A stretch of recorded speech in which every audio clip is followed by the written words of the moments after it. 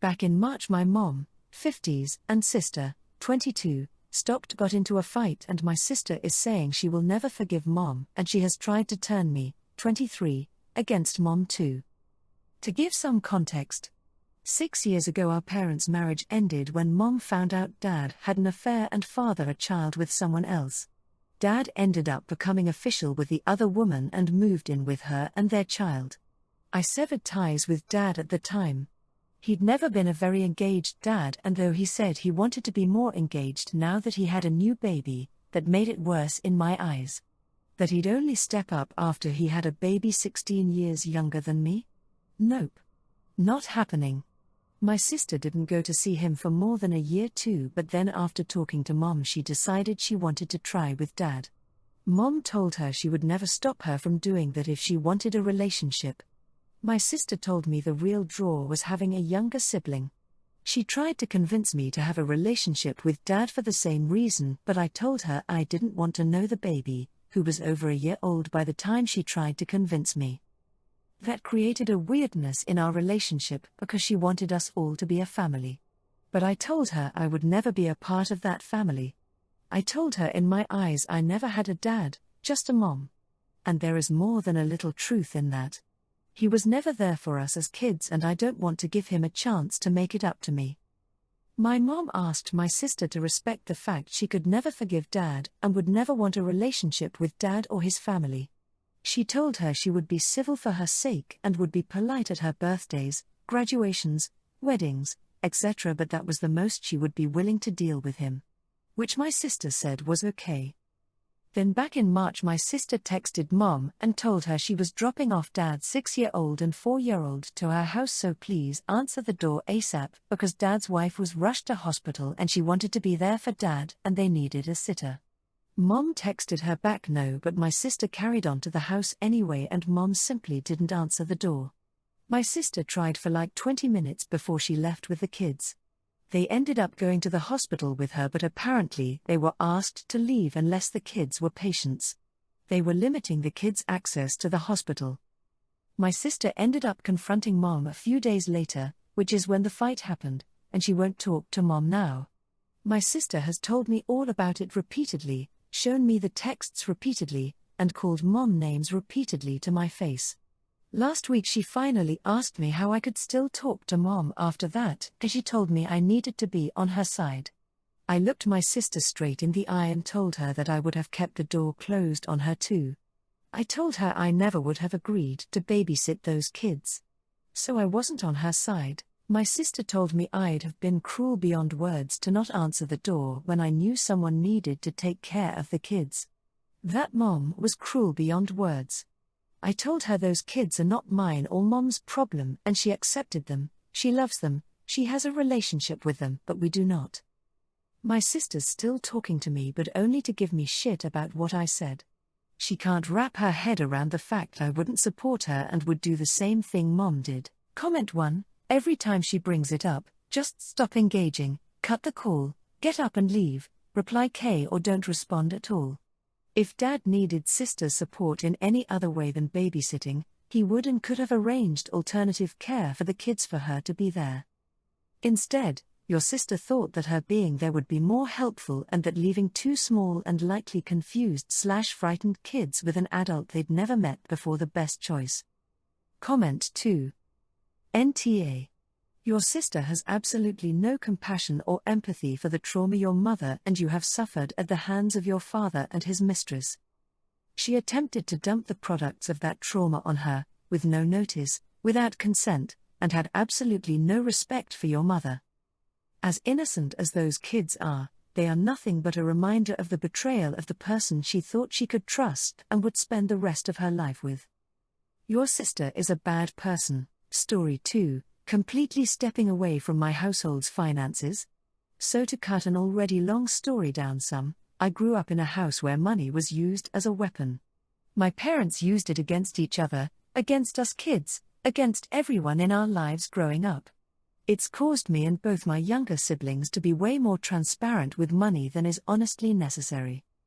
Recently my husband and I got into a massive fight. Like almost ending the marriage kind of fight. During the height of it, He got petty and took the car without telling me. I work overnights and live about 35 minutes from my job. I normally leave an hour beforehand to account for traffic and to stop and grab me energy drinks. I was asleep when he left and I was exhausted because it's finals at school and I've worked every night for 2 weeks due to losing a coworker. I woke up 10 minutes before work. Okay, fine, I got dressed and flew upstairs to see the car gone and him not answering me. I had to spend the last $40 we had to get a lift to work. I didn't too badly mind it because my paycheck was expected 8 hours from then at midnight. Well, he didn't check the account and tried to buy something that mom asked for him to get. Obviously the purchase declined. He told her he wasn't able to buy anything and nothing else. Didn't tell her the account only has 0.17 in it. Nothing. She texted me and asked me if I'd cut him off from our bank account. I immediately told her I didn't and that I had told her as I waited for the lift that it coded the last bit in our account for the day to get myself to work. She claims she didn't hear me say that. Well, since then, she has made an insane number of snide remarks to me, regarding my being the primary financial person in the household. I pay all the bills, buy all the food, I'm the one who gives her money when she overspends. Her daughter has hated me since I started dating my husband 15 years ago and for the last 2 years has been telling everyone I'm a money-hungry bee. Despite me supporting her and her family for 2.5 years and giving her $5,000 for the down payment on a house that she decided she didn't want, so she instead got a massive computer and VR set up with it. All because I said I couldn't financially keep supporting 11 people on my own: me, husband, Mill, Sil, her husband, my 3 kids, and her 3 kids. Today was the straw that broke the camel's back. My Mill made another comment and I couldn't take it anymore. I told my husband I was done and the finances are all his. I won't even touch my paychecks. That they can have it all and I will just keep quiet. My husband is trying to mediate, but his mom is saying I'm being too sensitive. Her moving out isn't an option because she has stage 4 cancer and I am her only caretaker.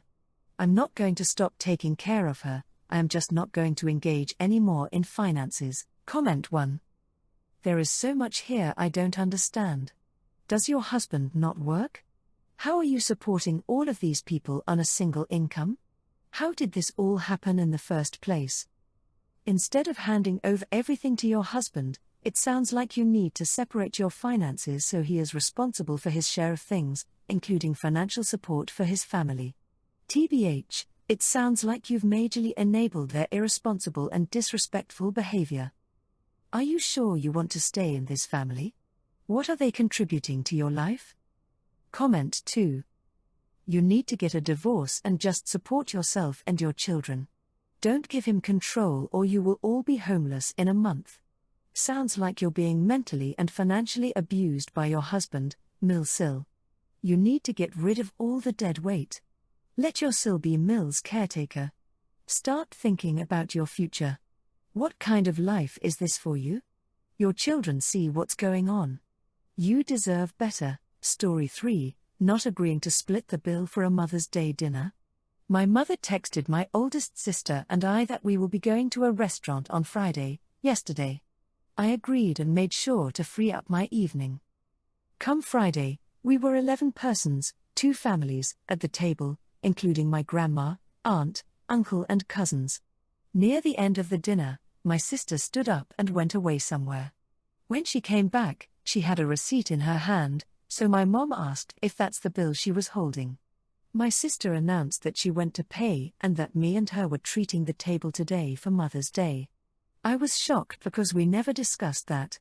She handed me the bill and asked me to e-transfer her half of the total, $350/2 equals $175. Back in our place, I told my sister that I couldn't afford that with all the bills and that I did not agree to split the bill beforehand. She then proceeded to say that I'm ungrateful for our mom and that as the older children in the group, we need to foot the bill. For more context, since the end of last year, I no longer live with my parents. I am in my 20s and currently live with my oldest sister, mainly because she wanted to move out and couldn't afford paying the mortgage/bills by herself, so my parents made me move out with her. At the time, I didn't realize how expensive that will be. My sister has now a 6-figure job and I have a way lower income, and basically living paycheck by paycheck. That is no excuse for me not to pay, but wanted to point out our different financial realities. I haven't paid her yet, but, comment 1. NTA and don't pay it.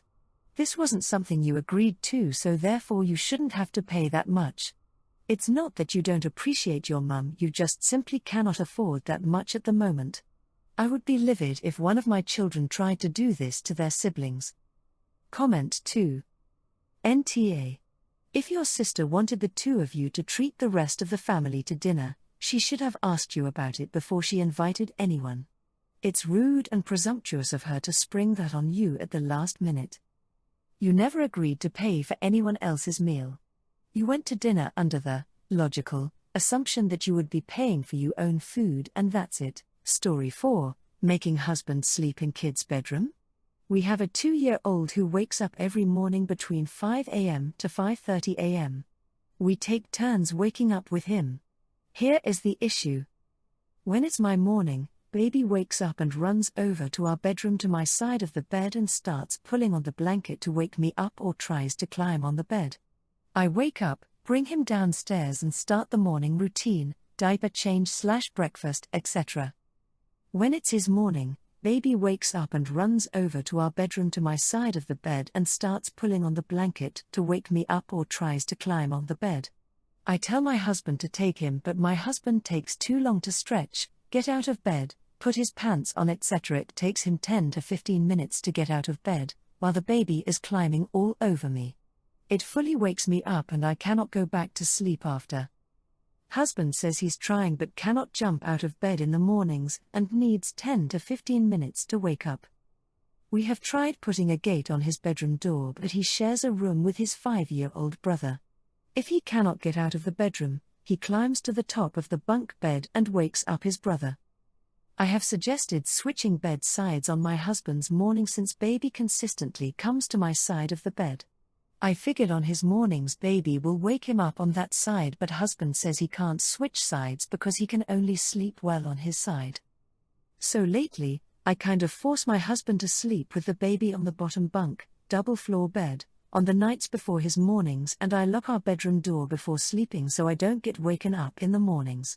Husband says I'm the asshole for doing this because he doesn't sleep well with the baby kicking him and climbing all over him at night.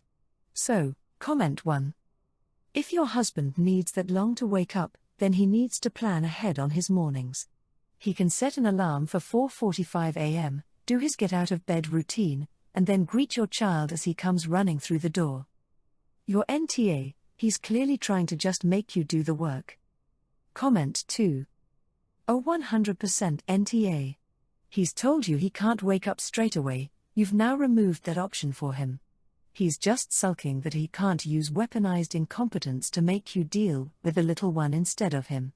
Tell him, once he's able to wake up straight away he can sleep back in the bedroom, but he needs to prove that first, and first morning he can't wake up he's back in the kid's room. Comment 3. NTA.